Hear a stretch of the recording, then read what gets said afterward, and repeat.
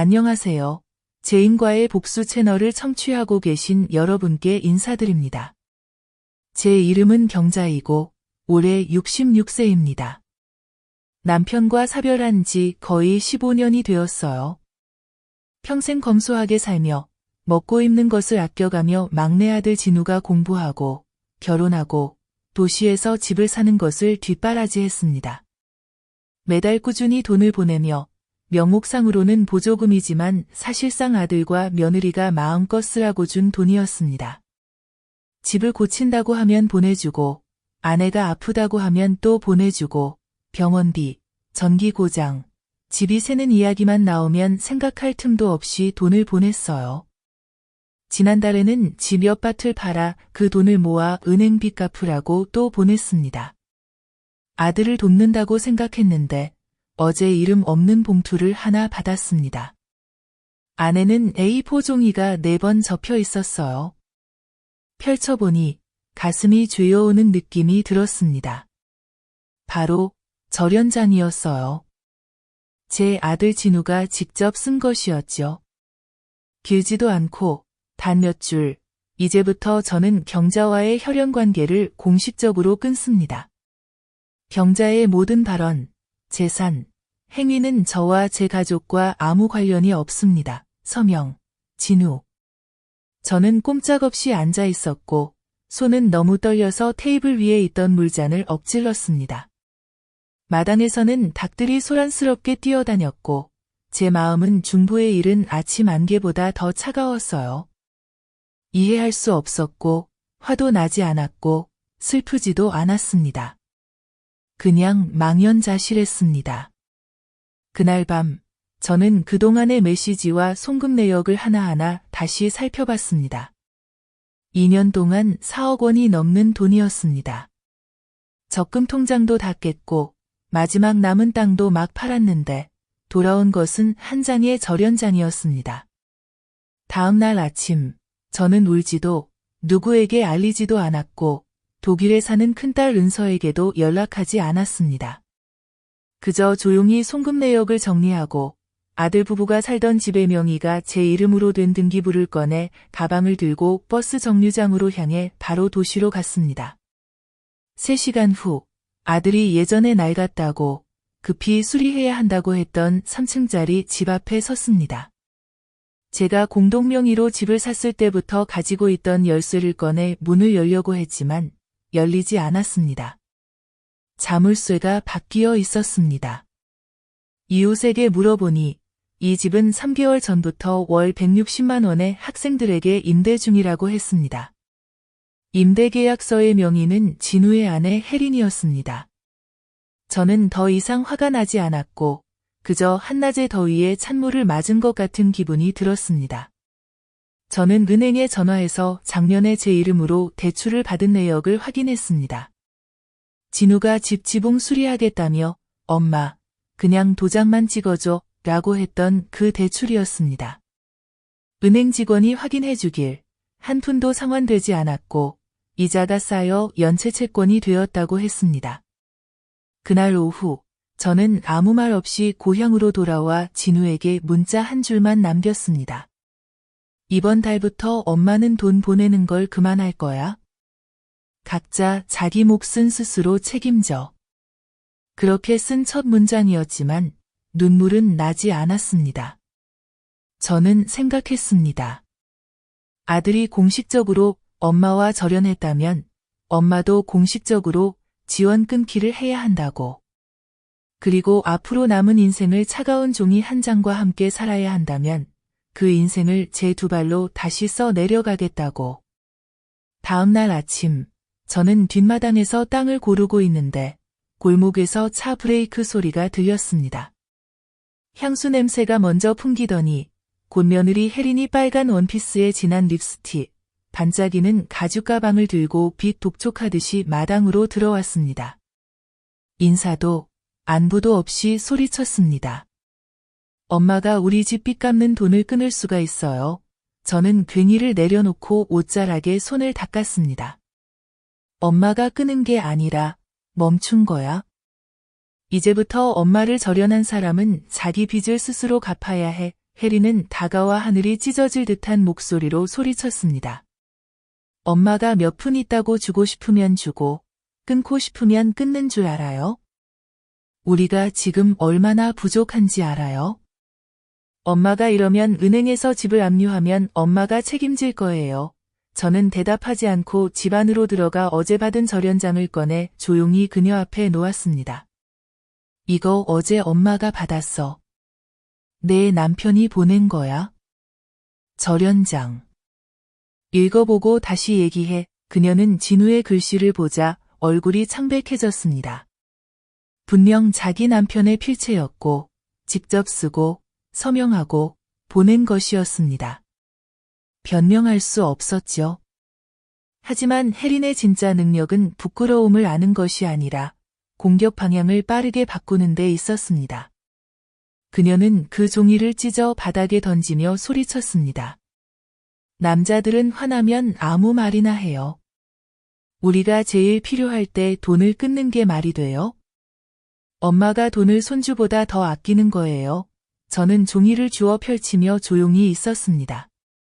그리고 서랍에서 서류 뭉치를 꺼내 집 등기부 등본, 은행 거래 내역, 임대계약서 사본을 보여주었습니다. 거짓말 안 해도 돼. 엄마는 내가 3개월 전부터 집을 임대해월 160만 원씩 받고 있는 걸 알아. 임대계약서도 내 이름이야. 부족한 게 있니? 혜리는 진짜로 얼굴이 하얗게 질렸습니다. 입술을 꽉 다물고 시선을 피하다가도 결국 따졌습니다. 엄마가 우리를 조사했어요. 우리를 끝까지 망치고 싶어요. 저는 똑바로 바라보며 말했습니다. 엄마가 망치는 게 아니라 이제 정신이 든 거야. 2년간 속고 나서야 혜리는 벌떡 일어나 손을 휘두르며 말했습니다. 좋아요. 엄마, 두고 봐요. 그리고는 향수 냄새와 협박 한마디를 남기고 가버렸습니다. 문이 닫혔지만 저는 한숨도 쉬지 않았습니다. 저는 부엌으로 가서 평소처럼 쌀을 씻어 밥을 지었습니다. 이제는 쌀 한 톨 한 톨이 다짐이었습니다. 더 이상 스스로를 현금 인출기로 여기지 않을 거라고.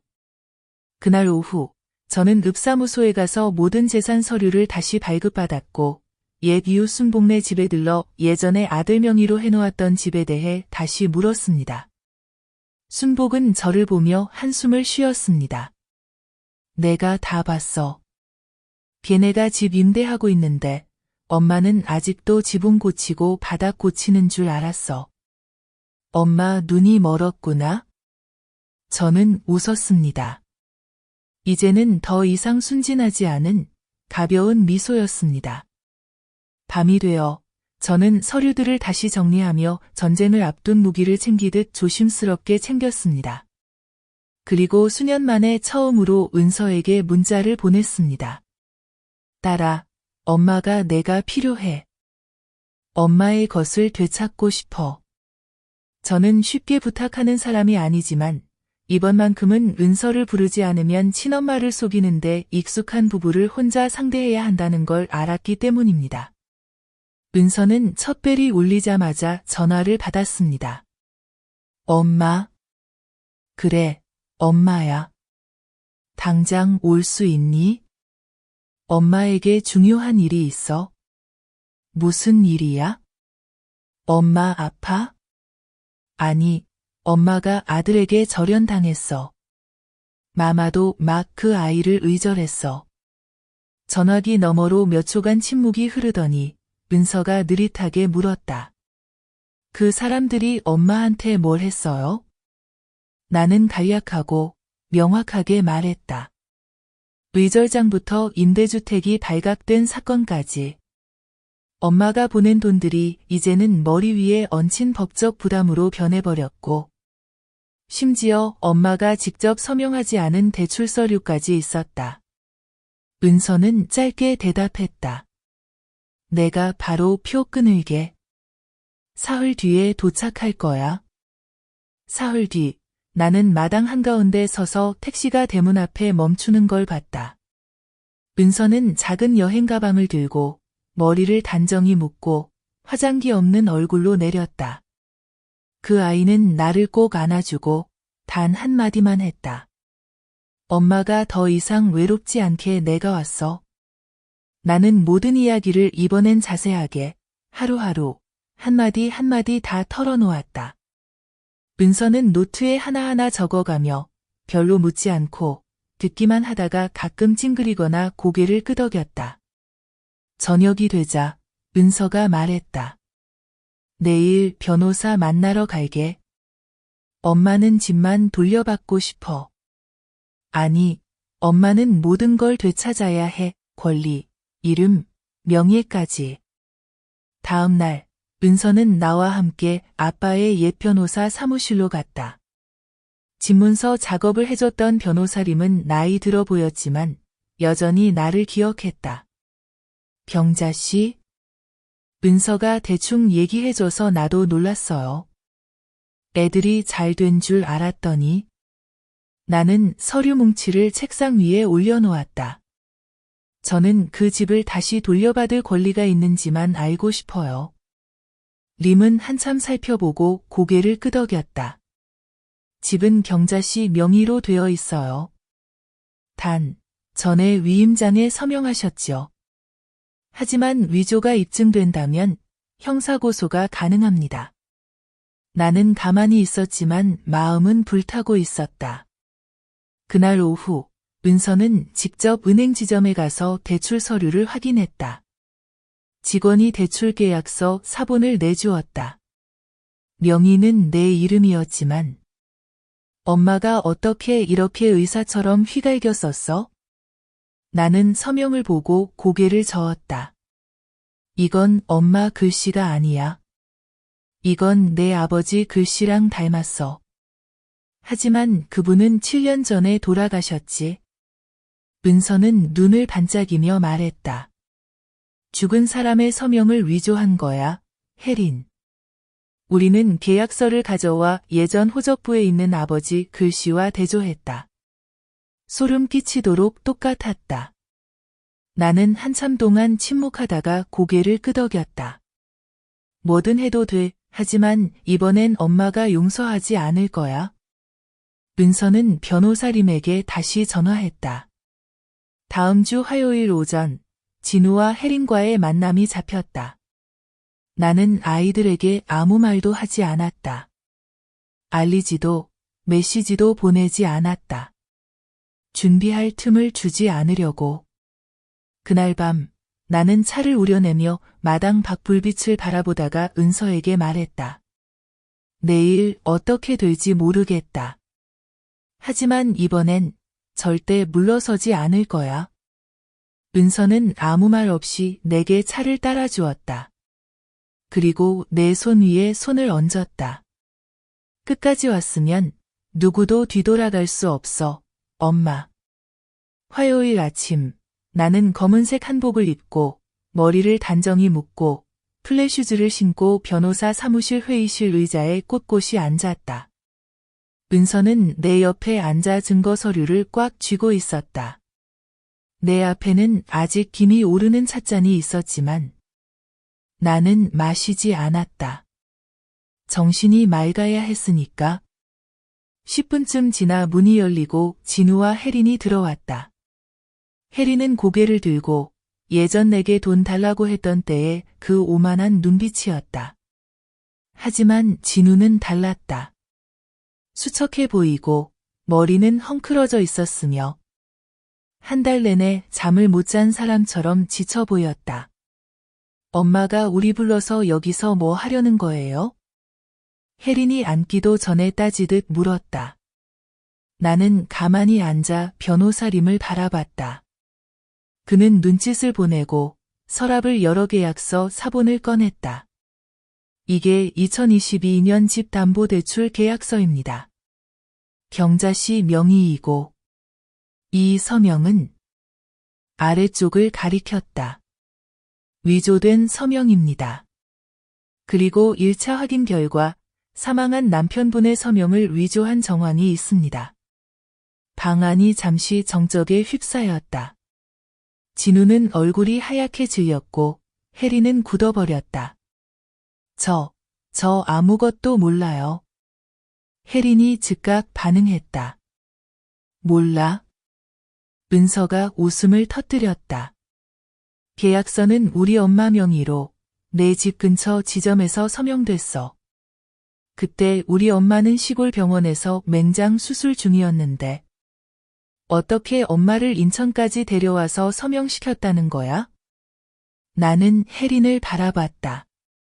그녀는 손을 떨기 시작했고 진우는 고개를 숙인 채 아무 말도 못했다.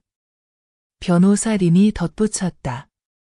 경자 씨가 결정하신다면 이 서류를 도청에 제출해 형사사건으로 수사 요청할 수 있습니다. 사망자 서명 위조 및 재산 편취에 해당합니다.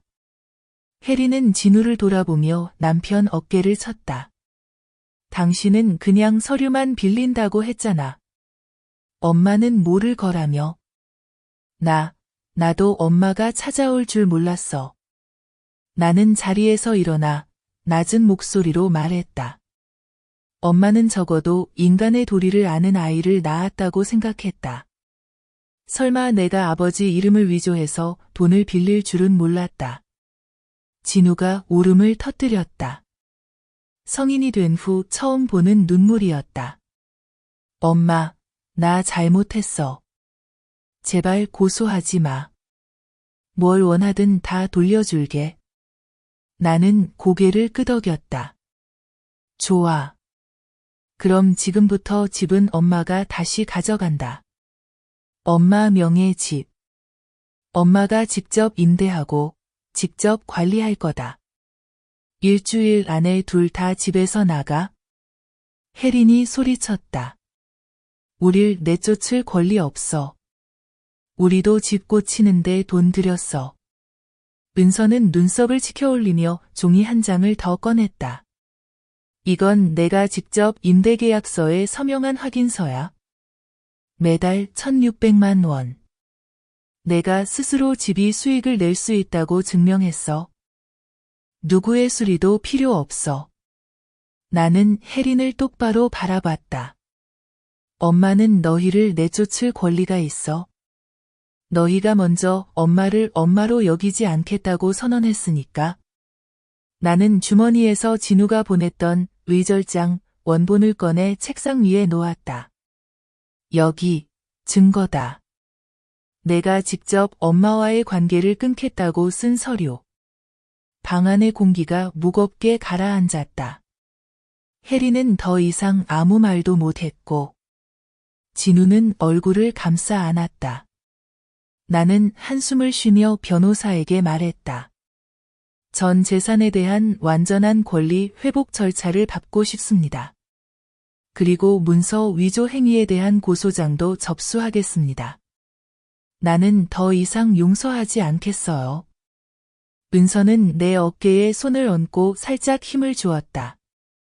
엄마는 엄마 자신을 지키고 있는 거야. 복수가 아니야. 엄마가 스스로 일어서는 거야. 나는 그 방을 나올 때 다시는 아들을 쳐다보지 않았다. 내 안에서 그 아이는 그 편지를 보낸 날 이미 죽은 아이였으니까. 그리고 이번엔 내 손으로 그 아이를 묻었다. 다음 날 아침 나는 읍내로 올라가 집 전체의 자물쇠를 모두 바꿀 인부를 불렀다. 정문, 뒷문, 그리고 시내 3층 집의 모든 방까지. 임대 간판을 내가 떼어내고 새 간판으로 바꿨다. 개인 재산, 임대하지 않음, 방을 빌리던 몇몇 대학생들이 하나둘 짐을 싸며 물었다. 새 집주인인가요? 혜린 씨가 우리에게 이달 말까지 있으라고 했는데요. 나는 그냥 웃으며 말했다. 응, 원래 집주인이 돌아왔으니 너희는 새 집을 찾아봐. 아직 오전도 안 됐는데 내 전화가 계속 울렸다. 진우가 전화했고 혜린도 전화했다. 나는 전화를 받지 않았다. 문자가 쏟아졌다. 협박과 애원이 뒤섞인 내용이었다. 엄마, 이렇게 하면 우리 굶어 죽어요. 엄마, 정말 법정에 가고 싶은 거예요? 엄마, 시간만 주면 갚을게요. 나는 시골집 마당 앞대나무 의자에 앉아 새로 산 일기장을 한 장 한 장 넘겼다. 한 줄 한 줄 분명히 썼다. 날짜, 월, 년, 집 잠금, 권리 회수. 모두 기록해둔다. 나중에 아무도 진실을 왜곡하지 못하게. 오후가 되어 이웃 복자네 집에 갔다. 복자가 혀를 찼다. 내가 정말 말하지만 당신은 강단 있어야 해. 아들이라는 놈이 아내가 시키는 대로 일꾼 부리듯 하니. 나는 고개를 끄덕였다. 이젠 내 아들이 아니야. 저녁이 되어 나는 은서에게 전화를 걸었다. 딸아, 엄마가 다 끝냈어. 집은 엄마 손에 있어. 은서가 부드럽게 웃었다. 엄마, 걔네들이 무슨 짓 할지 모르니 조심해. 내가 며칠 도시로 돌아가서 엄마랑 같이 집도 지키고 서류도 챙길게. 그날 밤 나는 대문을 잠그고 빗장을 하나 더 걸었다. 아주 조심스럽게. 나는 안다. 며느리가 당신 얼굴 기억할 거야 라는 말을 남겼다는 건 다시 돌아올 거란 뜻이다. 하지만 이번엔 엄마가 떨지 않을 거야. 엄마에겐 더 이상 잃을 것이 없어. 명예 외에는. 다음 날 아침 나는 읍사무소에 들러 소유권 확인서를 만들고 원본 등본을 신청했다. 지적 담당 공무원이 나를 보고 놀라며 말했다. 참, 경자씨, 몇 년 동안은 아드님이 서류 일만 다 봤는데요. 나는 간단히 대답했다. 이제는 엄마가 한다. 새로 받은 확인서를 들고 사무실을 나서자 무기를 쥔 듯한 기분이 들었다. 첫 걸음은 끝났다. 다음 걸음도 엄마가 끝까지 싸울 것이다. 그리고 내 이야기를 계속하기 전에 영상을 좋아요 누르고 채널 구독과 알림 설정을 해주시면 제인과의 복수 채널에서 전해드리는 감동적이고 깊이 있는 가족 이야기를 놓치지 않을 수 있습니다. 경청해주신 여러분께 감사드립니다. 이야기를 계속하겠습니다. 그날 밤 내가 막 잠이 들려던 참에 집 전화가 요란하게 울렸다. 시골에서 이 시간에 전화가 오면 급한 일이거나 좋지 않은 일이다. 전화를 받으니 낯선 남자의 쉰 목소리가 들렸다. 경자 씨죠? 저는 혜린 씨에게 돈을 빌려준 사람입니다. 내가 반응할 틈도 없이 그가 계속 말했다. 경고의 뉘앙스였다.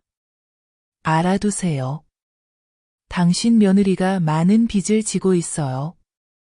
집을 팔아서 갚겠다고 약속했는데 그 집을 당신이 다시 가져갔잖아요. 지금 궁지에 몰렸으니 조심하세요. 무슨 일을 저지를 수도 있습니다. 나는 눈을 가늘게 뜨고 단도직입적으로 물었다. 나는 그 애한테 이미 버림받았는데 그 빚에 내가 무슨 상관이죠? 그가 비웃듯 말했다. 당신, 가족 모두를 끌고 내려가길 원하진 않겠죠? 나는 전화를 끊었지만 심장이 세차게 뛰었다. 겁나서가 아니라 분노가 목까지 치밀었기 때문이다. 나는 방에 들어가 예전의 은행 대출 서류를 뒤졌다. 충격스럽게도 내 이름으로 된 대출이 하나 있었지만 나는 한 번도 서명한 적이 없었다. 예전에 혜린이 서류 뭉치를 내밀며 엄마, 그냥 사인해요. 집수리 확인서예요. 사인 안 하면 대출 안 나와요. 라고 했던 게 떠올랐다. 그때 나는 믿고 꼼꼼히 읽지 않았다. 지금 생각해보니 전부 돈을 빼내기 위한 각본이었다. 다음 날 아침 나는 동네 파출소에 들러 서류 위조 고발 절차를 물었다. 경찰관이 서류를 훑어보고 말했다. 이건 군청에 올려야 합니다. 증거 잘 보관하세요. 누가 위조하고 누가 서명했는지 조사하면 다 나옵니다. 집에 돌아가는 길에 시장에 들러 새 노트와 작은 녹음기를 샀다. 이제부터 진우나 혜린과의 모든 대화는 녹음할 것이다. 한마디, 한 글자도. 오후에 나는 임대집 옆집 순복네에 들렀다. 순복이 바로 말했다. 나 혜린이가 매달 돈 받으러 오는 거 봤어? 진우는 잘 안 오고. 그 집은 결혼할 때 수리했지. 고장 날 데도 없고. 나는 고개를 끄덕이며 머릿속에서 퍼즐을 맞추기 시작했다. 그들은 몇 년 동안 효자, 효부 역할을 연기했다. 나는 돈을 내면서도 진짜로 믿고 있던 관객이었다. 그날 밤 나는 은서에게 전화를 걸어 다 털어놓았다. 은서는 몇 초간 침묵하다가 말했다. 엄마, 모든 증거 잘 챙기고 있어. 내가 계획을 세울게. 지금은 직접 맞서지 마. 나는 안다. 은서에게 계획 세운다는 말은 빈말이 아니다. 그리고 나는 버림받은 엄마로서 천천히 판을 뒤집을 것이다. 3일 후, 은서가 시골에 도착했다. 집에 들어서자마자 나를 꼭 껴안았다. 아무 말도 하지 않고. 앉자마자 나는 내가 찾은 모든 대출 서류와 서류 뭉치를 건넸다.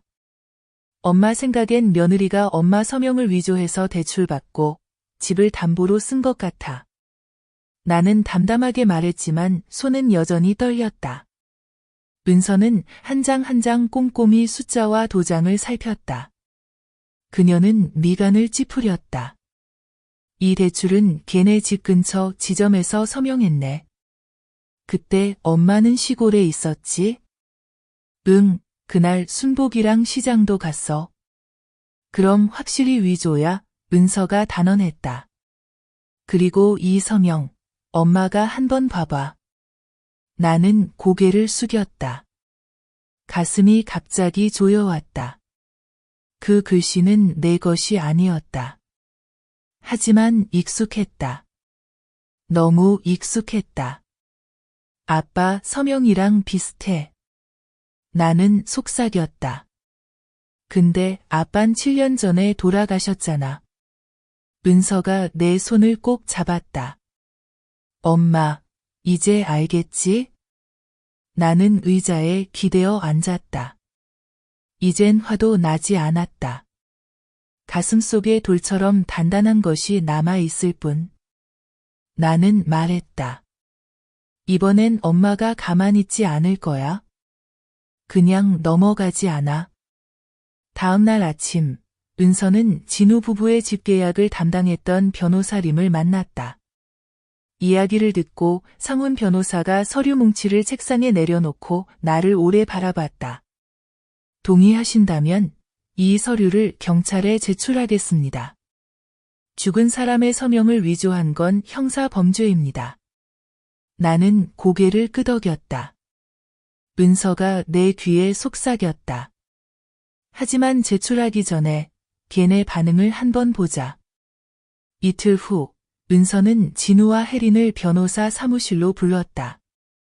나는 미리 알리지 않았다. 그들이 궁지에 몰렸을 때 표정을 보고 싶었다. 그날 아침 나는 문 맞은편 의자에 앉아 앞에 차 한 잔을 두었다. 은서가 옆에 앉아 문에서 눈을 떼지 않는다. 정시에 진우와 혜린이 나타난다. 혜린은 여전히 빨간 립스틱을 바르고 하이힐을 신고 있다. 진우는 피곤하고 초췌해 보인다. 엄마, 또 무슨 일이에요? 진우가 짜증과 피곤이 섞인 목소리로 묻는다. 나는 대답하지 않고 변호사님이 서류철을 열어 담보계약서를 책상 위에 놓는다. 이건 경자씨 명의의 서류입니다. 이 서명은 위조입니다.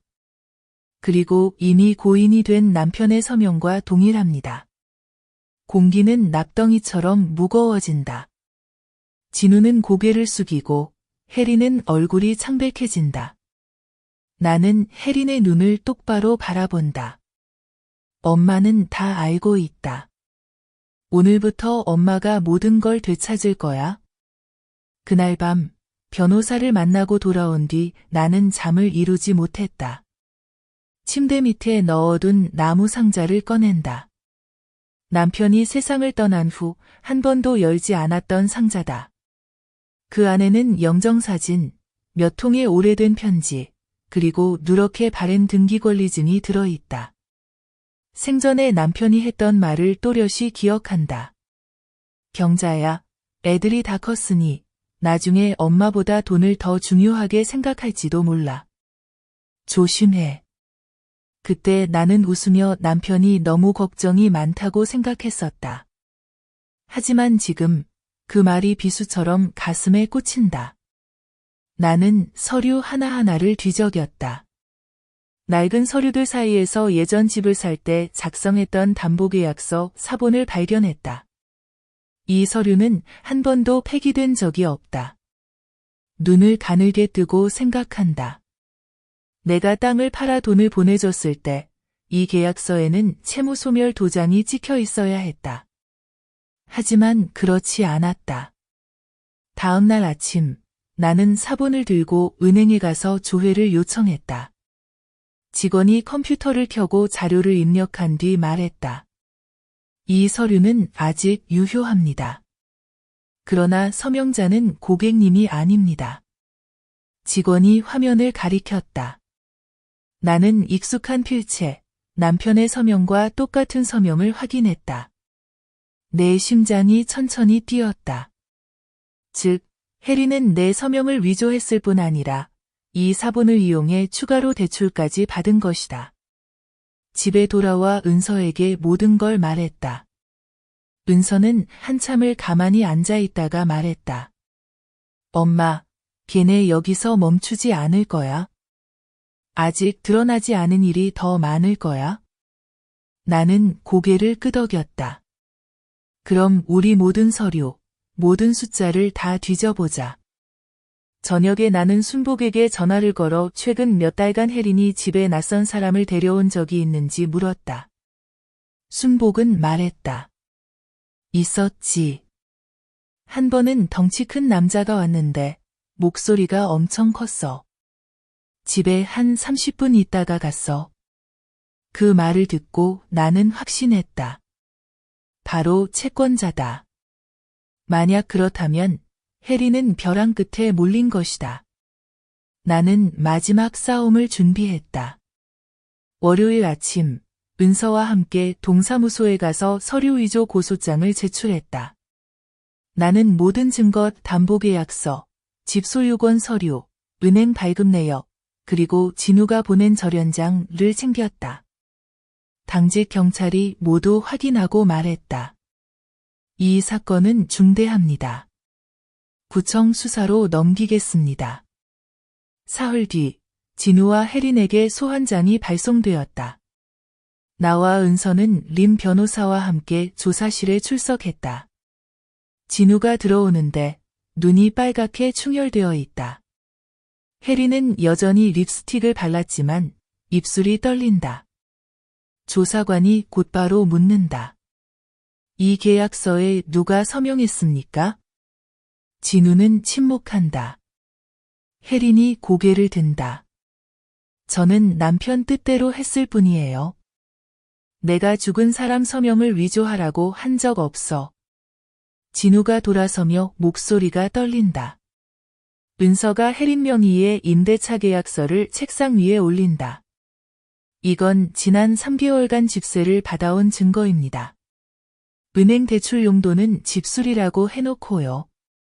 조사관이 절연장을 꺼내든다. 그리고 이건 진우 씨가 직접 쓴 묻힌 절연장입니다. 따라서 경자씨 집 재산에 대한 진우 씨의 모든 요구는 근거가 없습니다. 나는 허리를 곧게 펴고 진우의 눈을 바라본다. 내가 엄마를 내 인생에서 잘라냈으니 엄마도 이제 널 내 집에서 잘라낸다. 변호사가 집을 봉인해 판결까지 대기하자고 요청했다.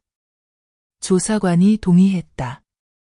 나는 떨림없이 서명했다.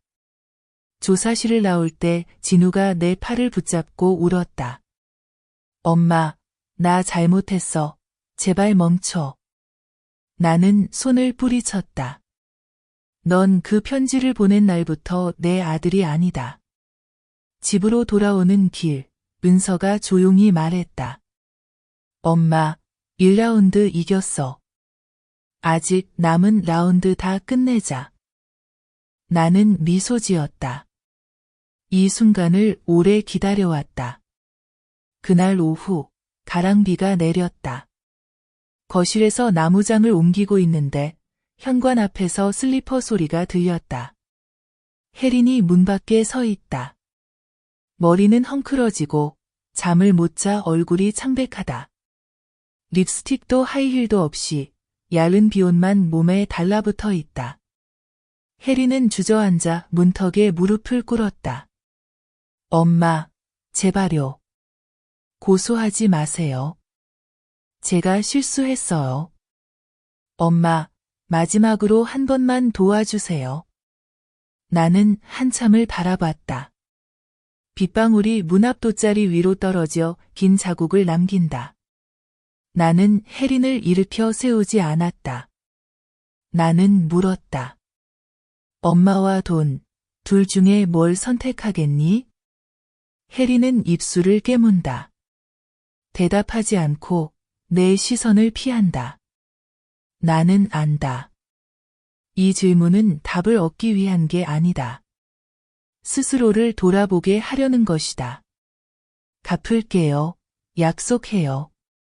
엄마가 고소만 취하해 주시면 작은 목소리로 말한다. 무슨 약속? 또 가짜 서류로? 나는 등을 돌려 집 안으로 들어가 마른 수건을 꺼내 그녀 앞에 놓았다. 빗물 닦고 일어나서 돌아가. 여기엔 더 이상 내가 받을 게 없어. 엄마, 은행 날짜가 다가와요. 채권자가 쫓아와요. 무서워요. 혜린이 내 바짓가랑이를 붙잡는다. 나는 그녀의 손가락을 하나씩 천천히, 단호하게 떼어낸다. 죽은 사람 이름으로 서명할 땐 안 무서웠니? 그녀의 흐느끼는 소리가 들리고 몸이 열병처럼 떨린다. 하지만 나는 마음을 굳게 먹었다. 내 심장은 차가운 종이 한 장에 짓눌려 더 이상 피도 흐르지 않는다. 나는 대문을 연다. 가라. 이제 나를 엄마라 부르지 마라. 그녀는 비틀거리며 일어선다. 현관을 나서기 전 그녀가 돌아본다. 엄마가 멈추길 원하면 뭘 해야 해요? 엄마는 내가 제대로 살길 바란다. 하지만 그게 너희에겐 너무 어려운 일인 것 같다. 대문이 닫힌다. 빗소리가 바나나 잎을 두드려 마치 누군가 인생 무대에서 형편없는 연기를 박수로 보내는 것 같다. 나는 의자에 앉아 식은 차를 따라 한 모금 쓴맛을 삼킨다. 그리고 일어나 준비해둔 서류철을 들고 곧장 구청으로 간다. 나는 규정에 따라 자녀 절연서를 작성한다. 떨리지만 고든 글씨로 한 줄 한 줄 적는다. 진우 씨와의 모자 관계를 오늘부로 종료함을 확인합니다. 사유, 서류 위조, 재산 탈취, 인격 모독 및 친모에게 절연장을 보냄. 간부가 낮은 목소리로 물었다. 아주 확실합니까? 확실해요. 제가 자른 건 제 이름을 도용해 다른 사람을 속이지 못하게 하려고요. 제가 자른 건 마을 사람들이 제 아이를 믿고 빚에 끌려들지 않게 하려고요. 빨간 도장이 내려오고 쾅, 끝났어요. 저는 종이를 들고 4번 접어서 고무줄로 묶어 제사장 맨 위 칸에 넣었어요. 거기 남편의 영정 옆에 절대 철회하지 않을 맹세처럼. 오후에 은서가 저를 공증사무소로 데려갔어요. 우리는 남은 모든 재산, 작은 정원, 소액 예금 통장, 집 관리권을 은서 명의의 신탁서류로 이전하는 절차를 밟았어요. 첫 번째 조항은 은서가 썼고 저는 한 글자 한 글자 꼼꼼히 읽었어요.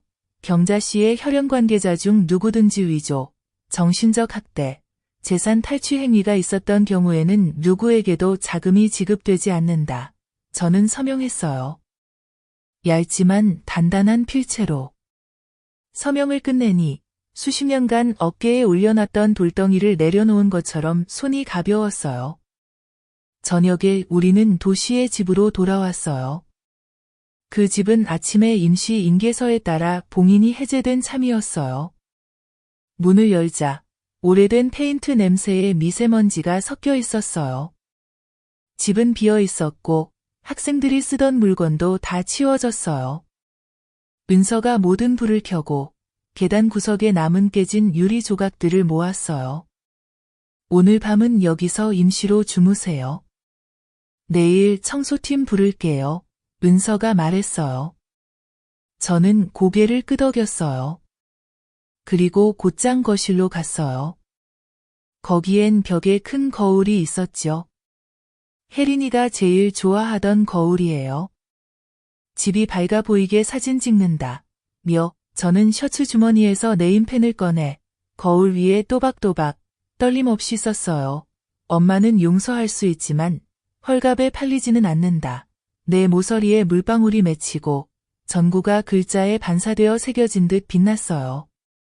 저는 한동안 가만히 서서 방금 쓴 잉크 너머로 제 모습을 바라봤어요. 흰 머리, 마른 어깨, 몇 달 전처럼 젖어있지 않은 두 눈, 저는 알았어요. 오늘 밤부터 저는 다른 강가에 선다는 걸, 스스로를 지키는 엄마의 강가에. 전화벨이 울렸어요. 모르는 번호였죠. 스피커폰을 켰어요. 쉰 남자 목소리, 경자씨? 나는 혜린이에게 돈 빌려준 사람인데 듣자 하니 고소 취하했다면서 저는 취하하지 않았어요. 간단히 대답했어요. 뭐가 필요하십니까? 취하 안 하면 다른 집 헐갑에 팔아서라도 빚받는다. 괜찮겠어. 뭘 하든 그건 당신 사정입니다. 하지만 우리 집 대문은 넘지 마세요. 이미 접근 금지 신청했어요. 세네요. 그는 헛웃음 쳤어요. 너무 세면 부러질 수 있어요. 저는 이미 의절 통지서 받은 날 부러졌어요. 이제 뼈만 남았죠. 전화를 끊었어요. 은서가 저를 보며 입꼬리를 올렸어요. 엄마, 그 말 진짜 멋졌어요. 멋있긴 뭐가 멋있니? 한숨을 쉬었어요. 이제 돌아갈 길은 없어. 우리는 거실 한가운데에 낡은 돗자리를 깔고 옆에 보온병을 두었어요. 저는 옆으로 누워 오래된 못자국이 남은 벽을 등졌어요. 은서가 제 배 위에 외투를 덮어줬어요. 자요, 엄마. 내일 다시 시작해요. 그래. 내일 엄마가 거울 닦을 거야? 글씨는 그대로 둘 거야? 사람들이 읽게, 엄마 자신이 읽게, 은서가 베개를 바로잡았어요. 엄마가 약해질 때마다 기억하라고. 그날 밤, 저는 꿈을 꾸지 않았어요. 시계 초침 소리만 들렸어요. 마치 제가 어둠에서 한 걸음씩 벗어나는 걸 세는 것처럼. 새벽녘, 저는 일찍 일어나 주전자에 물을 끓이고 차를 탔어요. 차에 김이 올라와도 며칠 전처럼 쓰지 않았어요. 저는 알았어요. 의절 통지서 한 장에서 저는 또 다른 서류에 서명한 셈이란 걸, 내 자신을 다시 받아들이는 서류. 아침 해는 마치 어제 비가 온 적 없던 것처럼 떠올랐어요. 저는 창문을 열어 바람이 차가운 바닥을 스치게 했어요. 첫걸음은 끝났어요. 저는 마음을 잠갔어요. 남은 일은 끝까지 가는 것뿐. 다음 날 아침, 은서가 저를 조사 사무실로 데려가 추가 진술서에 서명하게 했어요. 담당자가 새 진술서를 내밀었고 거기엔 명확히 적혀 있었어요. 서명 위조, 불법 담보재산 사용, 사기 및 재산 편취 정황. 경자씨, 저희가 은행과 협의했습니다. 경자씨 명의로 된 대출이 최소 2건 있는데 경자씨는 서명한 적이 없다고 하셨죠. 저희가 필적 감정을 요청할 예정입니다. 담당자가 말했어요. 저는 진술서 끝에 서명했어요. 지난번보다 더 힘있는 필체로. 사무실을 나오며 은서가 고개를 기울였어요. 엄마, 기분 어때요?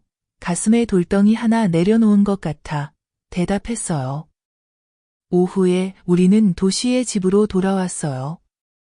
은서는 청소부 2명을 고용해 모든 때와 쓰레기를 치웠어요. 장을 닦다가 저는 나무 틈과 선반 사이에 끼워진 봉투를 발견했어요. 안에는 혜린 이름으로 쓴 손편지, 빈 문서 3장이 있었어요. 각각 수천만 원씩, 모두 집을 담보로 라고 적혀 있었어요. 저는 은서에게 건넸어요. 은서가 찡그렸어요. 이건 불법 사채 증거야. 채권자가 돈 못 받으면 무슨 짓을 할지 몰라. 엄마는 이제 안 무서워. 저는 담담하게 말했어요. 그날 밤 예상대로 거칠게 문 두드리는 소리가 났어요. 은서가 살짝 열어보니 문신한 건장한 남자가 서 있었어요. 경자씨 어디 있어? 그는 소리쳤어요.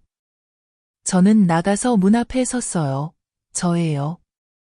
이 집은 조사 중이라 거래가 금지됐어요. 혜린을 찾으려면 직접 연락하세요. 여기 오지 마세요. 그는 잠시 저를 쳐다보더니 비웃듯 웃었어요. 진짜 셋이네요. 근데 우리도 만만치 않아요. 세든 약하든 법이 더 세요. 저는 문을 닫고 걸쇠를 잠갔어요. 은서가 속삭였어요. 엄마, 이제 혼자 있지 마요. 내가 경비 고용할게요. 필요 없어. 저는 거울에 적은 글꼴을 바라봤어요. 이 엄마는 이제 물러서지 않아요. 그날 밤 집은 고요했고 시계 초침과 노란 불빛만 남았어요. 저는 알았어요. 마지막 싸움이 다가오고 있음을. 그리고 저는 준비되어 있었어요. 채권자가 문을 두드린 다음 날 아침, 우체부가 두꺼운 봉투를 하나 전해줬어요. 특급 배송이라고 적혀 있었죠. 보낸 사람, 진우. 저는 현관에서 두 손으로 봉투를 떨림없이 열었어요. 종이에서는 새 잉크 냄새가 났어요. 글씨는 평소와 다르게 정성스러웠어요. 엄마, 미안해요. 엄마가 너무 보고 싶어요. 내가 잘못한 거 알아요. 오늘 오후 3시에 시장 모퉁이 카페에서 엄마 혼자 만나고 싶어요. 변호사도, 은서도 필요 없어요. 엄마가 등기권리증과 신분증만 가져오면 내가 엄마에게 모든 걸 돌려주고 명의 이전 절차를 빨리 끝낼 수 있어요. 저는 편지를 접었다가 다시 펼쳤어요. 잉크 냄새는 여전했고 거짓말 냄새도 마찬가지였어요. 걔가 엄마 보고 등기부등본 가져오라고 했어? 은서가 내가 편지를 건넬 때 고개를 들었다. 응, 빨리 명의 이전하고 싶대. 내가 대답했다. 은서는 냉소적으로 웃었다. 빨리 위임장에 서명하게 하려는 거지. 함정이야. 나는 대나무 의자에 앉아 3번째로 한 글자씩 읽었다. 엄마가 그리워요. 집에 가고 싶어요. 같은 문장들이 개미에게 길을 내주듯 흩어져 있었다. 하지만 두 군데에서 티가 났다. 진우는 절대 명의 이전이라는 말을 쓰지 않는다. 항상 이름 바꾸기라고 한다. 그리고 맞춤법도 항상 틀리는데 이번엔 누가 대신 써준 것처럼 매끄럽게 썼다. 너 직접 전화해봐. 스피커폰으로 은서가 말하며 녹음기를 책상에 올려놨다. 내가 번호를 눌렀다. 신호음이 울리고 진우가 전화를 받았다. 쉰 목소리로 엄마, 편지 읽었어? 읽었어. 어디서 만나고 싶니? 예전 그 카페, 3시, 엄마 혼자 와, 원본 등기부등본이랑 신분증도 가져와. 거기서 내가 내 지분 명의 이전 서명할게. 아무도 필요 없어. 번거로워. 공증 필요 없어? 내가 아무렇지 않은 척 물었다. 아, 필요 없어. 내 친구가 서비스해줘. 서명만 하면 다 알아서 해. 금방 끝나. 내가 은서를 바라봤다. 은서는 혀를 차며 녹음기에 시간 표시를 남겼다. 너 일 잃었니? 내가 갑자기 물었다. 진우가 잠시 멈추더니 둘러댔다. 잠깐 쉬는 거야. 회사가 어려워서. 나는 더 캐묻지 않았다. 이어서 물었다. 혜린이는? 사채업자한테 쫓기는 거지? 이번엔 전화기 너머에서 숨소리가 거칠어졌다. 엄마, 여기서 그런 말 하지 마. 만나서 얘기해. 제발, 엄마. 나는 전화를 끊었다. 은서는 대사를 노트에 옮겨 적으며 빠른 서명 서비스 문구 밑에 빨간 줄을 그었다. 위임장 서명 함정이야. 다 끝나면 걔네가 그걸로 또 대출 받으러 다녀. 은서가 결론 내렸다. 엄마 가지 마. 내가 갈게. 안 돼. 엄마가 갈 거야. 엄마가 가지만 경찰도 같이 갈 거야. 은서가 차갑게 말했다. 내가 수사관한테 연락해서 공식 기록 남기게 할게. 걔를 카페로 부르고 옆자리엔 사복 경찰이 앉히는 거야. 녹음기 켜고 딱 2가지만 물어. 등기부등본을 왜 빌리려는지, 그리고 왜 변호사 없이 하려는지. 나는 고개를 끄덕였다. 10시, 은서가 오토바이로 나를 비은행으로 데려갔다. 우리는 고객실장 만나자고 요청했다. 타오라는 이름표를 단 여자가 방으로 안내해주고 내가 서류 남용 피해를 설명했다. 네, 안심하세요.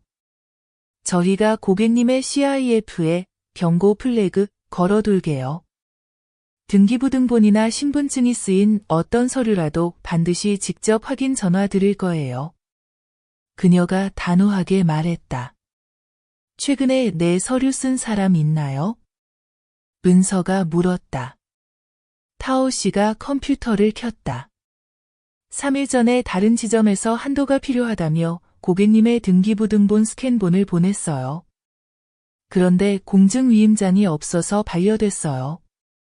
나는 등줄기가 시원해졌다. 걔네가 한 번 삐끗한 거고 나는 한 걸음 더 안전해진 셈이다. 점심때 은서가 진우의 예전 회사에서 일하는 경민 오빠에게 전화했다.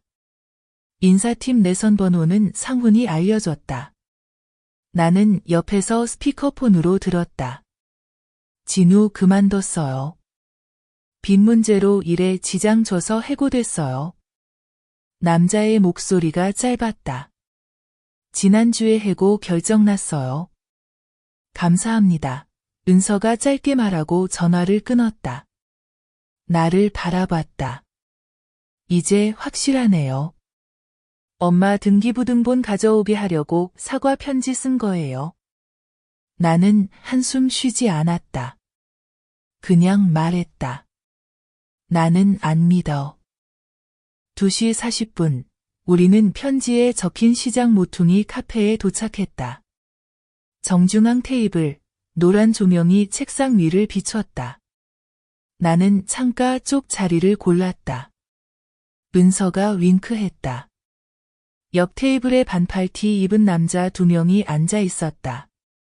우리를 쳐다보진 않지만 귀는 다 듣고 있다. 은서가 부탁한 사복 경찰들이다. 진우는 약속 시간보다 1분 일찍 왔다. 삐쩍 마르고 셔츠는 구겨졌고 눈은 푹 꺼져 있었다. 나를 보자 순간 얼어붙은 듯 멈췄다. 엄마, 제발, 앉아. 나는 마른 목소리로 의자를 가리켰다. 진우가 앉았다.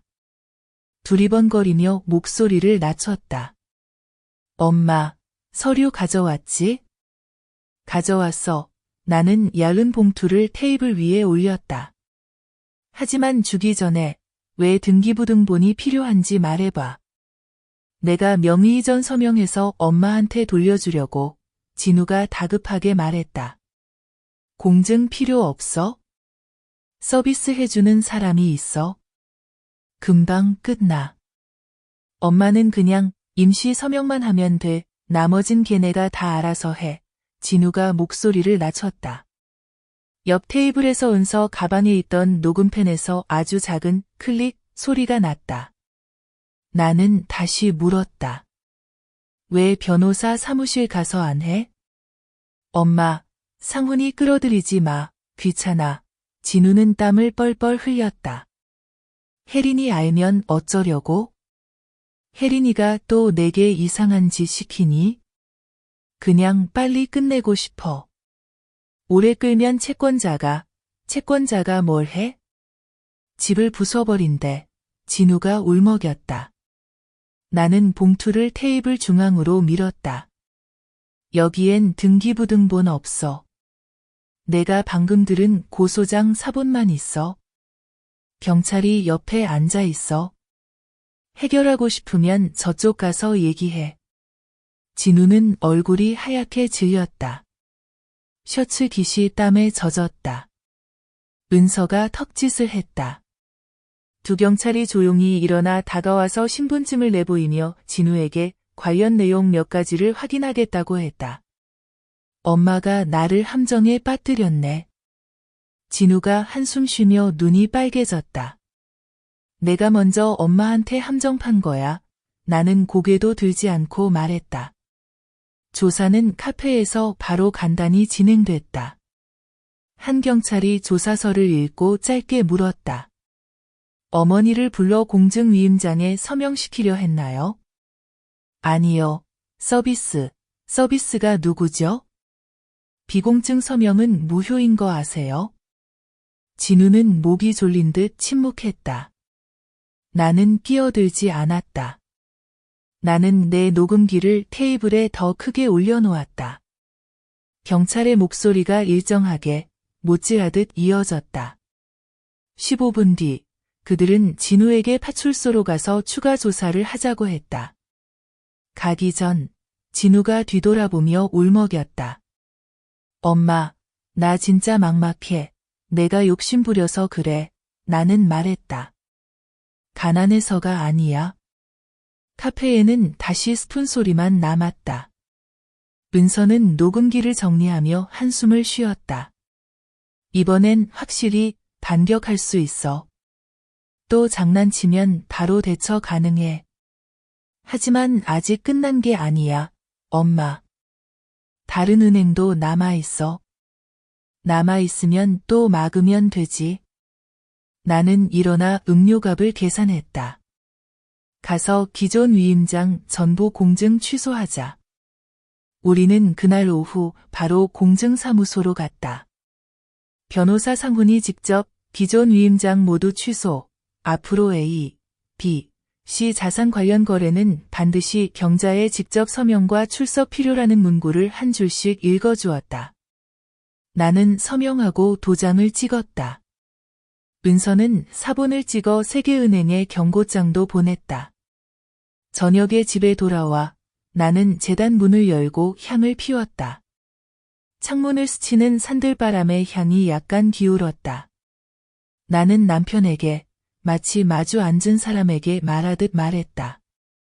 이제 나는 더 이상 걸어다니는 지갑이 아니에요. 여보, 휴대폰이 진동했다.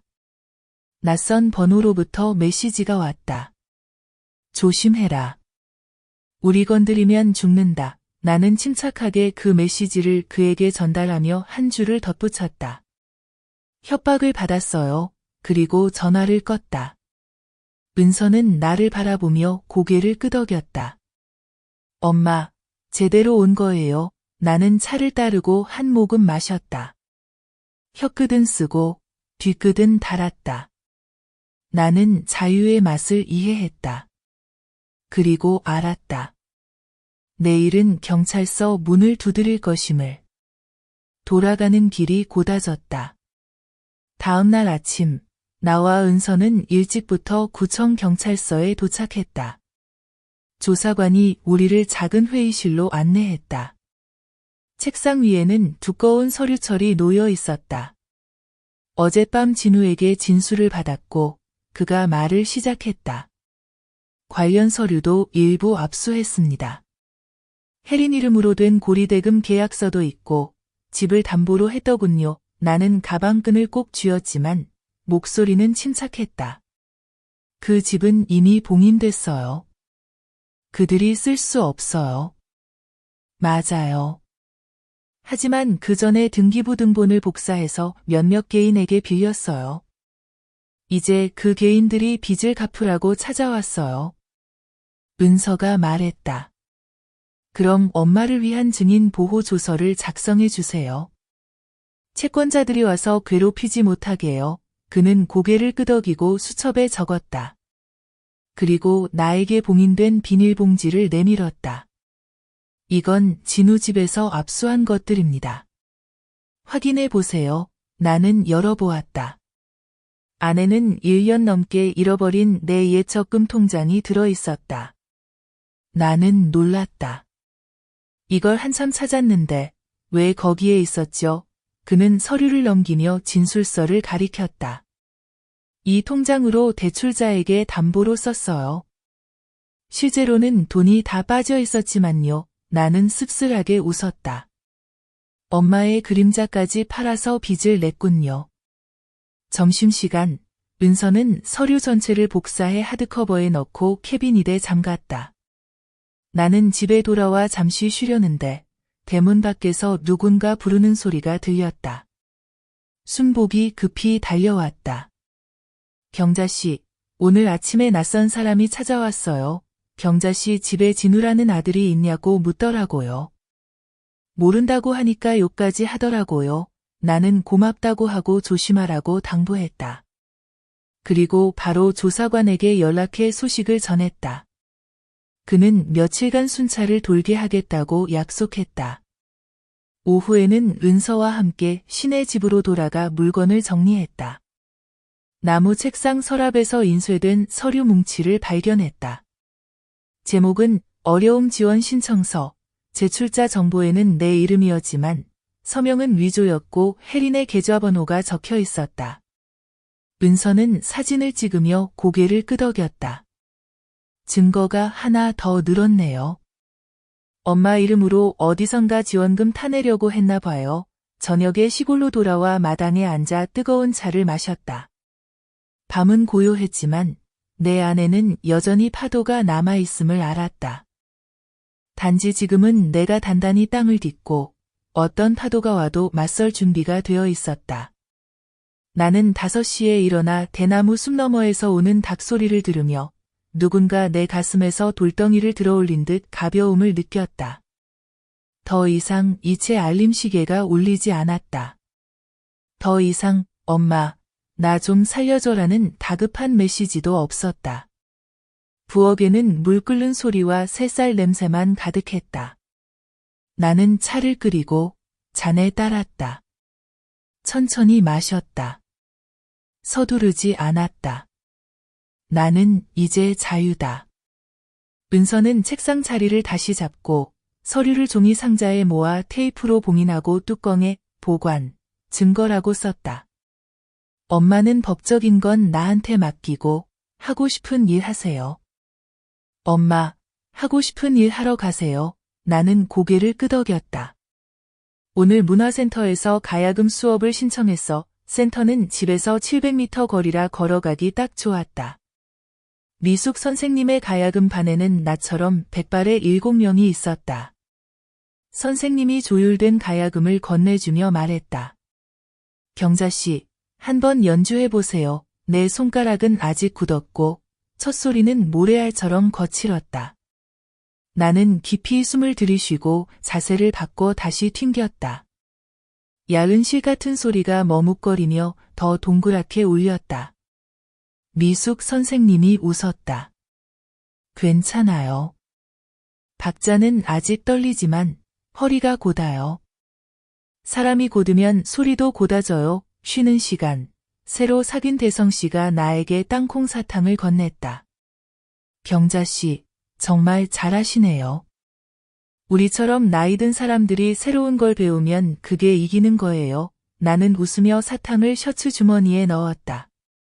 이긴다는 건 쓰러지지 않는 거다. 점심에 집에 돌아와 작은 신 김치찌개를 끓여 둘이서 밥상을 차렸다.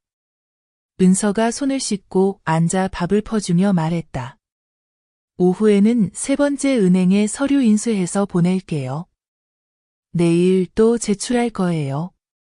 그래, 해. 엄마는 공부할게. 우리는 식사를 마치고 각자 책을 폈다. 나는 솔라시 음을 외우기 위해 일상일을 공책 귀퉁이에 적었다. 솔가스레인지 켜기, 라서류 정리하기, 시문 잠그기. 이렇게 하니 빨리 외워졌다. 단순하지만 손에 착 붙었다.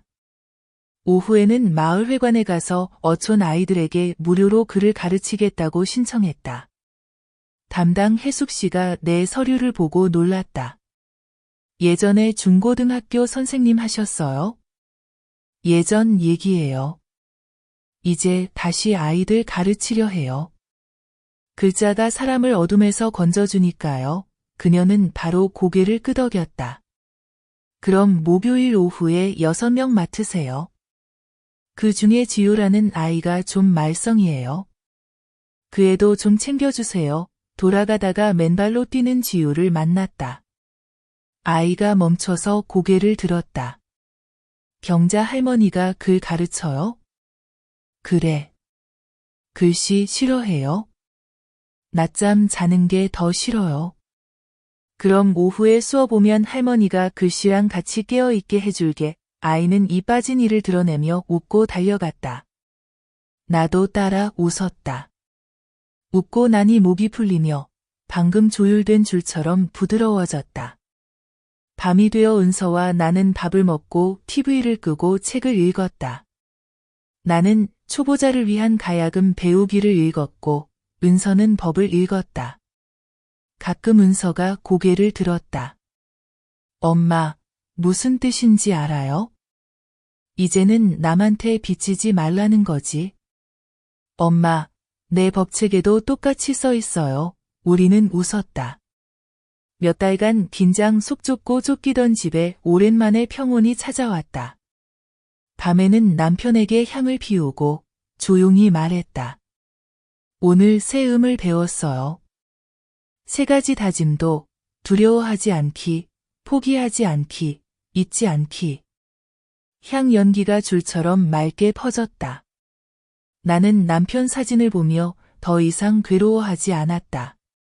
이제 왜 이렇게 됐을까? 대신 이제 뭘 할까를 묻기 시작했다.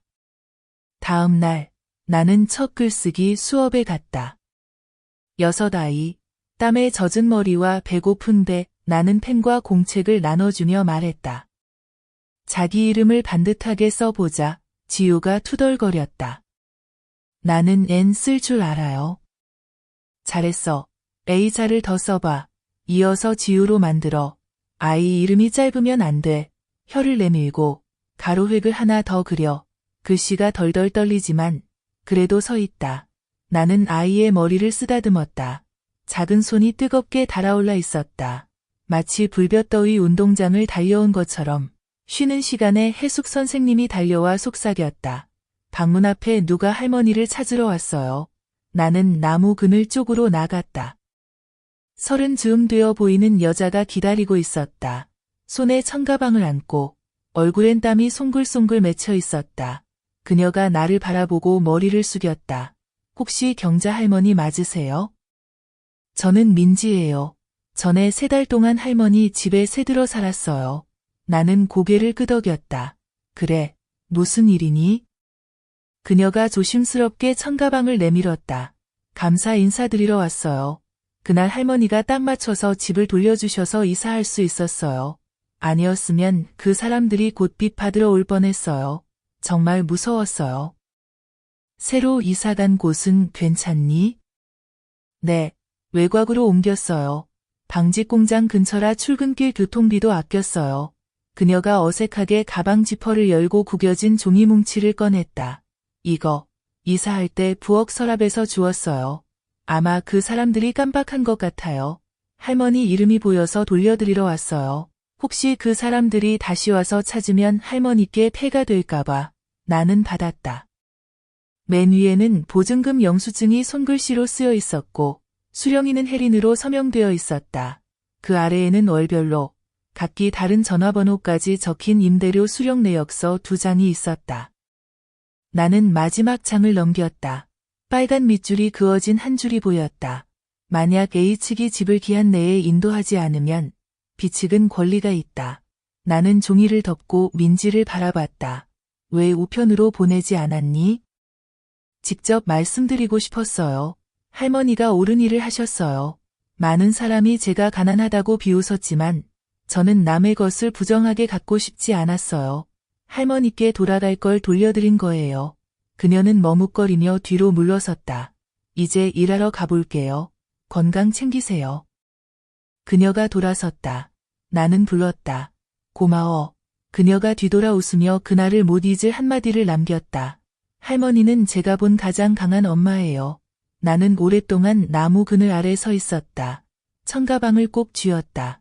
내 심장은 터지지 않고 오히려 가득 차올랐다.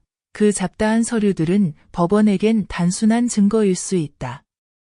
하지만 나에게는 그것이 선한 사람의 땀 냄새였다. 흙처럼 든든한 향기였다. 나는 가방을 챙겨 다시 교실로 돌아가 아이들에게 말했다. 2줄 더 써봐. 다 쓰고 운동장에 나가. 지우가 장난스럽게 말했다. 할머니도 우리랑 같이 써요. 그래. 할머니는 경자라는 글자를 쓸게. 경자 글자 어렵지 않아요? 제일 어려운 건 그 글자가 꿈이 되지 않게 쓰는 거야. 쓸 때 손에 힘을 줘야 해. 수업이 끝나고 나는 문화센터에 들러 배운 곡을 다시 쳤다. 손가락이 처음처럼 떨리지 않았다. 미숙 선생님이 고개를 끄덕였다. 봐요. 들어봐요. 할머니가 평소처럼 숨을 쉬면 소리도 평범해요. 이를 악물면 소리가 날카로워져요. 이제는 덜 이를 악물어요. 보여요. 어깨가 내려갔어요. 저녁에 집에 오니 은서가 내 앞에 새로 찍은 서류 뭉치를 내밀었다. 엄마, 법원에 전체 재산거래 금지 가처분 신청했어요. 내일 법원에서 심사해요. 피곤하지 않니? 엄마가 걱정될 뿐. 엄마는 걔네들한테 속은 이후로 지금이 제일 건강해. 은서가 웃으며 내 잔에 건강차를 부었다. 마셔요. 내일 또 피아노 쳐야죠. 그날 밤 나는 재단장을 열고 펜을 꺼내 지난번 거울에 붙인 쪽지에 한 줄을 더 썼다. 세 문장은 더 짧고 간결했다. 나를 선택했다. 나는 내 얼굴을 비춰봤다. 56살 순복이라는 여자가 지난주보다 흰머리가 더 늘었지만 눈은 더 맑아지고 허리는 더 곧아졌다. 나는 거울 속에 나에게 말했다. 더 이상 가난이 두렵지 않다. 더 이상 외로움도 두렵지 않다. 그리고 나는 들어가 지우에게 떠줄 스웨터를 접었다. 손이 더 이상 떨리지 않았다. 그날 밤 내 전화는 조용했다. 협박 전화도 애원하는 문자도 오지 않았다. 마치 넓은 마당만큼 고요한 틈에서 나는 내 심장이 제대로 된 음을 내는 소리를 들었다. 더 이상 길을 잃지 않았다.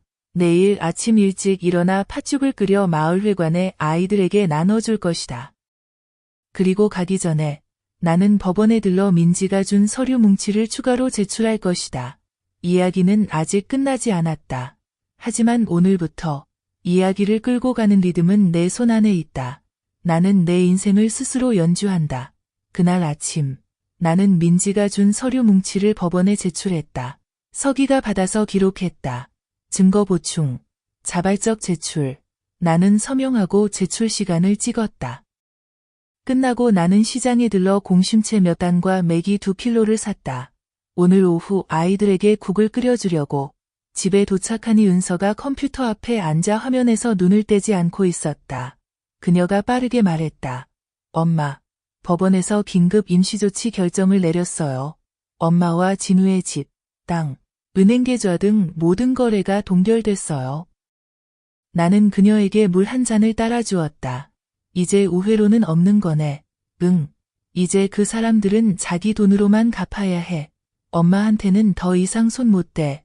점심 무렵 내가 채소를 다듬고 있는데 전화가 울렸다. 모르는 번호였다. 나는 전화를 받았다. 쉰 목소리의 남자가 말했다. 경자 할머니 맞으시죠? 저는 혜린의 채권자 대표 변호사 용필입니다. 할머니와 협상하고 싶어요. 싫습니다. 모든 일은 경찰과 법원을 통해서만 하세요. 원만하게 해결하고 싶지 않으세요? 돈 문제는 한마디면 끝나요. 혜린의 돈이지 제 돈이 아닙니다. 나는 전화를 끊었다. 은서가 고개를 들었다. 누구예요, 엄마? 나는 이야기해줬다. 그녀가 찡그렸다. 혹시 엄마한테 합의서에 서명하라고 강요할 수도 있으니 조심하세요. 내가 조사관에게 알려둘게. 오후에 나는 생선국을 들고 마을 회관으로 갔다. 아이들이 달려와서 한 그릇씩 떠갔다. 지우가 달려와 야생화를 내 손에 쥐어주었다. 할머니, 머리에 꽂으면 예쁠 거예요. 나는 웃으며 정말로 머리에 꽂았다. 저녁 식사 시간. 웃음소리가 숟가락 부딪히는 소리를 덮었다. 밤에 집에 돌아오니 은서가 혜린 측에서 법원에 낸 화해 신청서 사본을 보여주었다. 신청서에는 이렇게 적혀 있었다.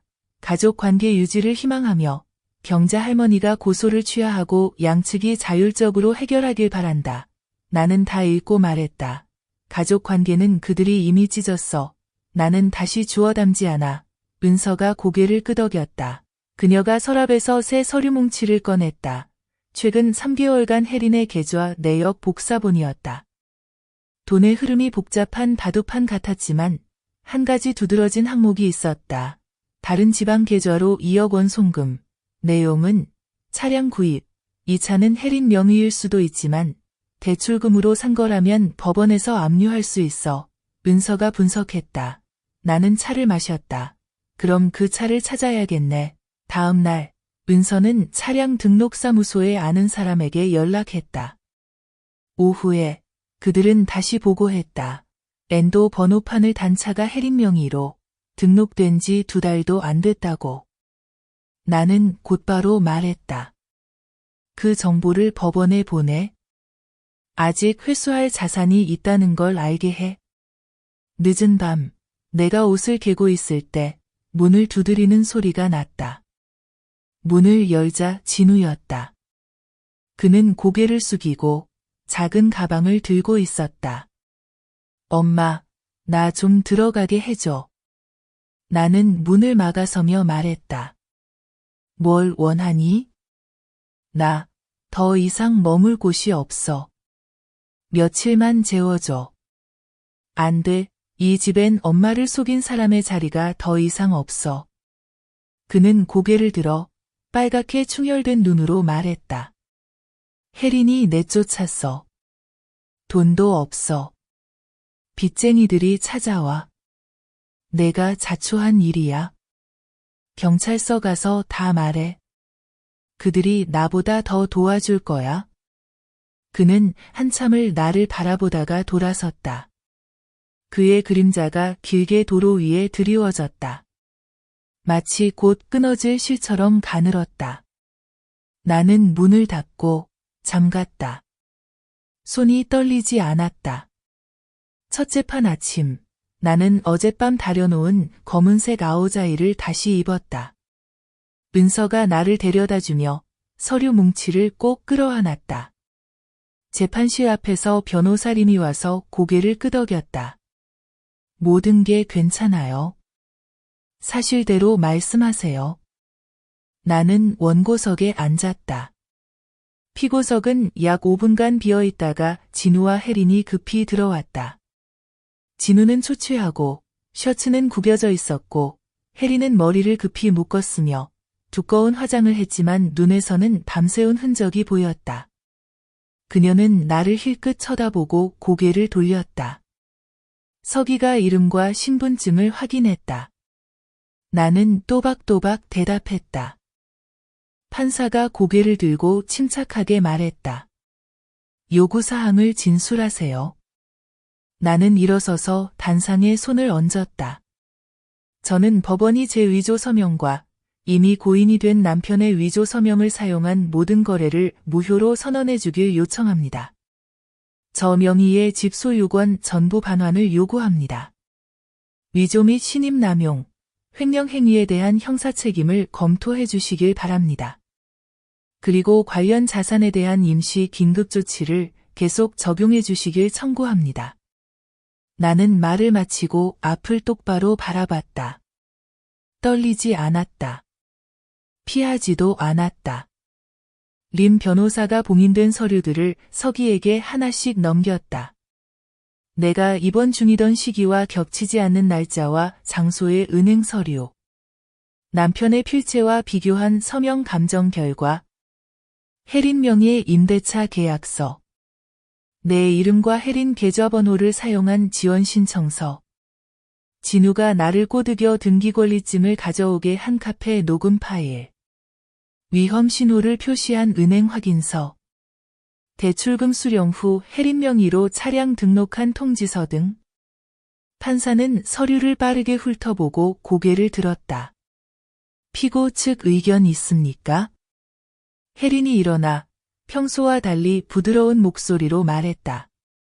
재판장님, 피고는 화해를 원합니다.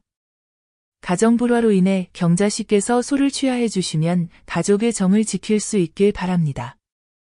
저희가 직접 빚을 갚겠습니다. 나는 그녀를 바라보며 천천히 말했다. 가족의 정은 한 장의 절연서로 찢어졌어. 나는 다시 주울 수 없어. 판사가 진우에게 물었다. 절연서의 필체가 본인 것임을 인정합니까? 진우는 침묵했다. 목이 떨렸다. 마침내 고개를 끄덕였다. 카페 녹음 파일에서 어머니에게 등기권리증을 가져와 위임장, 서비스에 서명하라고 요구한 사실을 알고 있습니까? 진우는 고개를 떨궜다. 네, 알고 있습니다. 왜 공증이나 법률사무소에서 하지 않았습니까? 진우는 침을 삼키고 대답하지 못했다. 법정은 잠시 정적에 휩싸였다. 나는 서기의 페니 종이에 사각거리는 소리를 들었다. 그가 진실을 말할 때마다 숫자를 세는 듯 했다. 림 변호사가 녹음 파일 재생을 요청했다. 스피커에서 진우의 맑은 목소리가 아프게 울렸다. 엄마, 등기권리증 원본 가져와. 임시로 서명만 하고 나머지는 그들이 알아서 해. 판사는 재생을 멈추게 했다. 피고 측, 사망자의 필체와 유사한 서명을 사용한 이유를 설명하십시오. 판사가 물었다. 혜린이 남편 소매를 붙잡았다. 저희, 채권자에게 쫓겼어요. 친구가 그렇게 해야만 돈을 빌릴 수 있다고 해서. 실수했어요. 실수가 범죄입니까? 판사는 서류를 덮으며 났지만 단호하게 말했다. 화해 요청은 인정하지만 법률에 근거해야 합니다. 이 단계에서는 긴급조치 해제를 인정하지 않습니다. 자산은 계속 동결됩니다. 나는 고개를 숙이지 않고 길게 숨을 내쉬었다. 은서가 책상 아래에서 내 손을 살짝 잡았다. 따뜻했다. 림 변호사가 발언을 요청했다. 재판장님, 피고 혜린 명의로 차량을 구입한 2억 원 이체 내역을 추가로 조회해 주십시오. 이 금액은 대출 이후 발생했습니다. 또한 증거인멸을 막기 위해 은행의 원고 등기권리증 스캔본을 활용한 사전 자금 확인 로그인 기록도 요청합니다. 기록하겠습니다. 판사가 말했다. 그리고 나를 바라봤다. 요구의 일부라도 철회할 생각이 있습니까? 나는 대답했다. 아니요. 짧은 한마디. 칼처럼 날카로웠다. 혜린이 살짝 놀라는 듯 했다. 검찰 대표가 일어나 서명 위조 사건을 범죄 혐의가 있을 경우 수사기관에 이첩해달라고 요청했다. 법원은 이를 조서에 기록했다. 나는 마음이 무거우면서도 한편으론 가벼웠다. 무거운 것은 내 자식이 경찰서를 거쳐야 한다는 사실 때문이고, 가벼운 것은 마침내 진실이 밝은 곳에 섰기 때문이다. 휴정 시간이 되어 혜린이 다가와 빈자리를 찾았다. 이모, 개인적으로 말씀드릴 게 있습니다. 아니. 나는 발짝 물러섰다. 모든 이야기는 법정에서 하세요. 그녀는 입술을 깨물었다. 눈에 잠시 분노가 스쳤다. 그러다 목소리를 낮췄다. 이모는 너무 강경하세요. 나는 정의를 선택했다. 나는 대답했다. 림 변호사가 나를 자리로 이끌며 물병을 건넸다. 힘내세요. 이제부터는 대질 신문입니다. 재판이 속개되자 피고 측 변호사가 갑자기 채무 변제 약정서 한 부를 내밀며 법원이 선의로 받아들이길 요청했다. 판사는 훑어보고 말했다. 민사 서류는 형사 결과를 없애지 못합니다. 서류에 첨부하세요. 대질 신문에서 서기가 지원 신청서를 읽었다. 판사가 혜린에게 물었다. 지원금이 있다면 왜 귀하 계좌로 들어갑니까? 혜린은 작게 대답했다. 제가 이모를 대신해 관리했어요. 나는 분명히 말했다. 나는 위임한 적 없고 그 신청서도 모릅니다. 원고 의견 기록. 판사가 책상을 가볍게 두드렸다. 림 변호사가 증인 소환을 요청했다. 민지 씨, 즉 이전 집 세입자였다. 하지만 법원은 다음 기일에 소환할 것이라고 했다. 나는 고개를 끄덕였다. 서두르지 않았다. 잠시 후 나는 민지에게 제때 종이봉투를 가져다 준 것에 대해 감사 문자를 보낼 것이다. 법정에서 마지막 질문을 받았다. 추가로 바라는 것이 있습니까?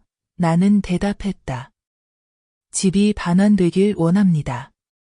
위조 서류가 무효가 되길 원합니다. 더 이상 아무도 죽은 사람의 이름으로 대출을 받지 않길 바랍니다. 그게 전부입니다. 판사는 선고했다. 증거 보강을 위해 연기, 자산 계속 동결, 범죄 혐의가 있는 자료는 수사기관으로 이첩, 망치 소리가 3번 울렸다. 법정이 흩어졌다. 복도로 나가는데 진우가 내 소매를 한 번 더 붙잡았다. 엄마, 한마디만 할게요. 나는 멈췄지만 돌아보지 않았다. 말해봐. 죄송해요. 그 말은 경찰과 법정에 하렴. 나는 그의 손을 뿌리쳤다. 사과한다고 죽은 사람의 서명이 돌아오는 건 아니야. 혜린이 나를 잠시 바라보다가 돌아서서 진우를 데리고 복도를 떠났다. 나는 그들을 바라봤지만 더 이상 아무 감정도 없이 시원한 공허함만이 남았다. 은서가 곁에 서서 조용히 말했다. 엄마, 정말 잘하셨어요. 그날 오후 집에 돌아와 나는 현관에 작은 나무 팻말을 다시 걸었다. 예약 없는 손님 사절. 잠시 후 이웃 혜숙 씨가 들러 학생 공책 뭉치를 건넸다. 아이들 글씨가 많이 예뻐졌어요. 내일 와서 보세요. 나는 고개를 끄덕이고 공책을 장롱에 넣었다. 그리고 은서와 다음 재판을 위해 증인 명단과 자료를 다시 점검했다. 은서는 민지가 준 종이를 가리켰다. 이게 아주 중요해요. 혜린이 집을 담보로 잡힌 후에도 계속 임대료를 받았다는 증거예요. 법원에서 그들의 고의성을 분명히 볼 거예요. 저녁에 낯선 번호로 전화가 왔다. 남자의 목소리가 전보다 부드러웠다. 경자씨, 용필입니다. 지난번 말투는 죄송했습니다. 하지만 한 번만 생각해 주세요. 혜린이 곧 출산해요. 기회를 주세요. 나는 짧게 답했다. 기회는 법에 맡깁니다. 다음 날, 은서가 소식을 전했다. 수사기관에서 법원으로부터 위조 서류 전체를 인수했대요. 곧 엄마를 불러 진술을 추가로 받을 거예요. 나는 단 한마디만 준비했다. 나는 서명하지 않았고 위임도 하지 않았다. 오후에 나는 한글 교실에 갔다. 지우가 지우라는 글씨를 곧게 써서 자랑했다. 나는 새 연필을 상으로 주었다. 지효가 물었다. 할머니, 어른도 잘못하면 벌 받아요? 나는 웃었다. 받지. 하지만 어른의 벌은 벌쓰기 대신 잘못 가져간 걸 돌려주는 거란다. 저녁에 은서가 사건 타임라인을 출력했다. 내가 절연 통지서를 받은 날부터 은행이 위조를 확인한 날까지. 엄마, 꼭 꼼꼼히 읽으세요. 법원에서 물으면 바로 대답할 수 있게요. 나는 날짜들을 보며 얼마나 많은 고비를 넘었는지 실감했다. 각 마침표가 한 번의 숨가쁜 호흡이었고, 이제는 단단한 발걸음이 되었다. 그리고 나는 남은 길이 길지 않음을 알았다. 다음 날 아침, 나는 5시에 일어나 차를 우려내고, 은서가 엄마의 회고록이라고 라벨을 붙인 두꺼운 수첩을 꺼냈다. 첫 장에 한 줄만 썼다. 오늘 나는 나 자신을 용서한다. 다 쓰고 수첩을 덮고 검은색 한복으로 갈아입고 은서와 함께 변호사 사무실로 갔다. 회의실에서 상훈 변호사가 완성된 민사요구서 초안을 내밀었다. 위조 거래 무효, 집 소유권 회복, 판결 효력 발생 전까지 자산 동결 유지, 그는 한 장을 더 내밀며 말했다. 정신적 손해배상을 원하시면 이 항목을 추가하시면 됩니다. 나는 은서를 바라봤다. 은서는 조용히 고개를 끄덕였다. 나는 깊이 숨을 들이쉬고 손해배상 항목에 줄을 그었다. 나는 돈이 필요 없다. 나는 경계가 필요하다. 짧은 한마디, 문을 잠그는 쐐기처럼 단호했다. 사무실을 나와 우리는 공증사무소에 들렀다. 나는 2쪽짜리 문서를 요청했다. 제목은 법적 격리 및 대리 거부 선언. 내용은 분명했다. 나는 위임하지 않고 대리하지 않으며 혈연관계 누구에게도 보증하지 않는다. 내 이름을 쓴 모든 거래는 내 직접 출석과 서명 없이는 무효다. 나는 한 글자씩 읽고 쉼표를 고치고 한 줄을 더했다. 미래까지 포함, 그리고 서명했다.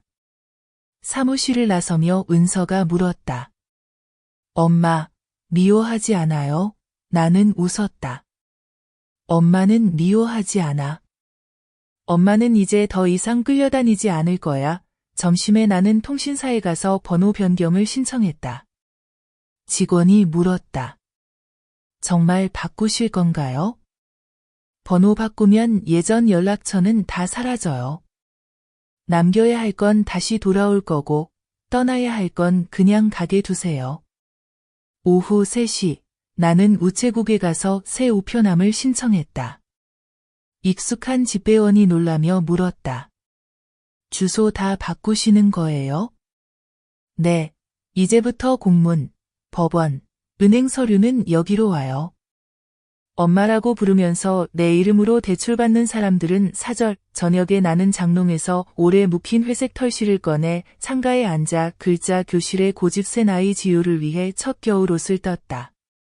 바늘질은 느리지만 단단했다. 은서가 웃으며 말했다. 엄마, 이제 엉킨 실타래 푸는 명인 상 받아야겠어요. 아니야. 엄마는 이제 내 매듭을 다시 배우는 중이야. 다음 날, 나는 도서관에 가서 가족 기억 쓰기 날 참가 신청서를 냈다. 여성회와 도서관이 주최하는 정기 모임, 상금도, 녹화도 없고 서로 읽어주기만 하는 자리였다. 사서가 신청서를 넘기며 물었다. 무엇을 쓰실 건가요? 자식에게 절연당했지만 이름을 잃지 않은 한 어머니에 대해 쓸 거예요. 그녀는 고개를 끄덕이고 참가증을 내주었다. 나는 감사 인사를 하고 그걸 수첩 첫 장에 끼웠다. 하얀 종이가 누군가 내 말을 들어주는 듯 했다. 오후에 글자 교실에 가니 지효가 이 빠진 웃음으로 인사했다. 나는 회색 스웨터를 내밀었다. 입어봐. 맞는지 보자. 지효는 옷을 입고 두 손을 모았다. 딱 맞아요. 할머니, 진짜 빨리 만드셨네요. 빠르든 느리든 맞으면 그만이란다. 저녁에 집에 돌아와 은서가 서류를 책상에 펼치고 앞으로 해야 할 일들을 표시했다. 추가 서명 감정서, 혜린의 차량 구매 송금 내역, 민지의 증인 출석 통지서. 나는 읽고 서류를 덮어 은서에게 밀어줬다. 이 부분은 내가 맡아. 엄마의 몫은 제대로 살아가는 거야. 밤에 나는 수첩을 열고 회고록을 쓰기 시작했다. 꾸밈도 한탄도 없이. 내가 한 말, 한 행동, 한 서명을 그대로 적었다. 절연 통지서를 받은 날, 돈을 끄는 날, 자물쇠를 바꾼 날, 변호사 사무실에서 마주한 날, 신청서를 낸 날, 경찰이 조서를 작성한 날, 법적 격리 서명한 날, 각 고비마다 나는 모처럼 한 문장을 덧붙였다. 나는 내 힘으로 일어섰다. 아침이 밝자 나는 은서와 함께 다시 법원에 가서 법적 격리 선언서를 제출했다. 서기가 서류를 읽고 고개를 들었다. 이 문서는 기록에 첨부됩니다. 추가로 남기실 메모가 있으신가요? 한 줄만 적어주세요. 존중은 서명이 필요 없다. 하지만 서명이 없으면 빚도 없다. 법원을 나서는데 장을 보러 가던 순복을 만났다. 그녀가 눈을 가늘게 뜨며 말했다. 이제 다 끝났어, 경자씨. 엄마 몫은 끝났고 법적 절차는 아직 기다려야 해. 정말 끈질기네. 버티려고 그래야지. 오후에 나는 현관에 앉아 털실을 세며 해수건님의 어촌 아이를 위해 두 번째 스웨터를 떴다. 중간에 대문 벨소리가 들렸다. 지난번에 봤던 문신 남자가 모자를 들고 서 있었다. 그가 목을 가다듬었다. 경찰 조사 끝났습니다. 이제 나 때문에 걱정 안 하셔도 돼요. 난 당신 걱정한 적 없어요. 내 이름만 걱정했지. 그가 머리를 긁으며 목소리를 낮췄다.